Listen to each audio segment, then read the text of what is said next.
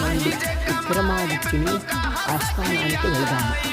ఆ ఆస్థానంలో పండితులైన నవరత్నాలు ఉండేవారు. వారిలో మొదటివారు వేతాళ భట్టు, రెండవ వారు అమరసింహ, మూడవ వారు శంకు,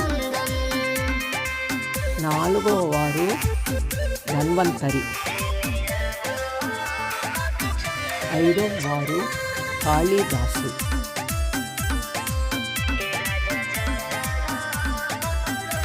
ఇది విక్రమాదిత్యుని సింహాసనం. ఆరో వారు వరాహమిహిర్, ఏడో వారు వరరుచి, ఎనిమిదవ వారు ఘటకర్త, తొమ్మిదవ వారు క్షపణ,